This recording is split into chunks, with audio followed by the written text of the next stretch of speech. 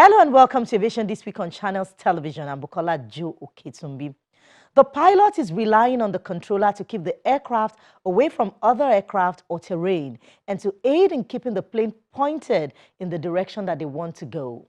The controller is relying upon the pilot to quickly and efficiently carry out the controller's commands, which helps keep everyone flowing in a safe, orderly, and efficient manner. How this interaction plays out and impacts on safety is our focus. Plus, the first set of Nigerians from South Africa arrive home in the aftermath of the xenophobic attacks. Our runway is clear for this flight.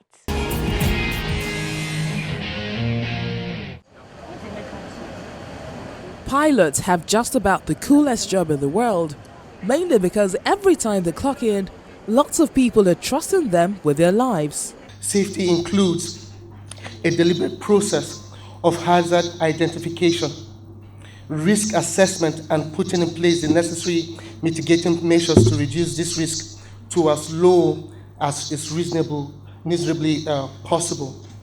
The purpose of aviation safety is to prevent harm to persons or damage to properties and assets involved in this business, especially direct users of the machines and equipment. Air traffic controllers also hold a great job. The air traffic controller plays a central role in the safety of the air traffic system. Amongst other responsibilities, the controller reduces the pilot's workload by taking over the role of detecting and resolving conflicts with other aircraft operating in the same or adjacent airspace. ATCs will also provide warnings and advice of known weather hazards and possible military airspace infringements.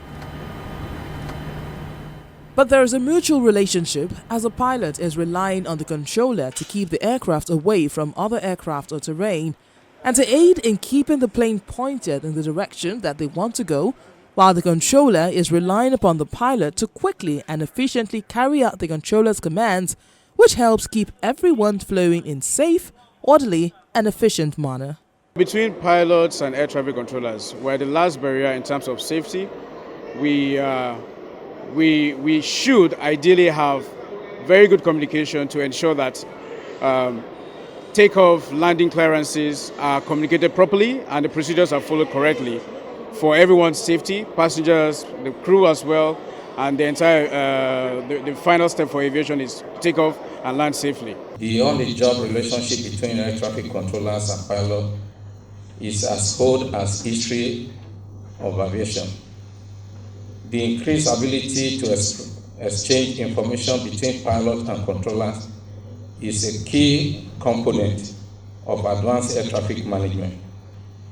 The importance of shared information as well as current and evolving practice in information sharing is like oil that helps in lubricating the wheel of safety in the entire aviation industry.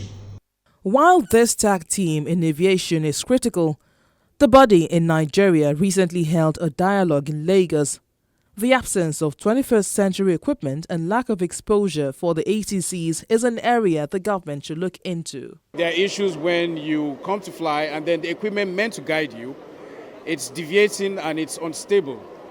So what that tells you is that we have old and outdated, obsolete equipment which need to be upgraded to global world standards. The issue of their training, updating the training manuals as well for ATCs, and then training more recruits as well because there's shortages as well.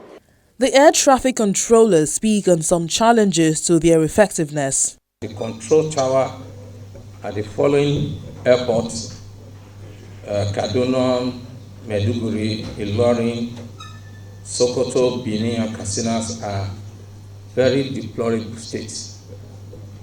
The case of Abuja Tower elevator, even more worrisome is the threat of earth hazard to ATCO, who goes in agony of climbing 332 flight stairs on a daily basis to do their job. As the dialogue winds down, it's essential for communication between pilots and air traffic controllers to be crisp and clear to a level consistent with the requirements of the ICAO SOPs and ensure that Nigeria's airspace is safer for all.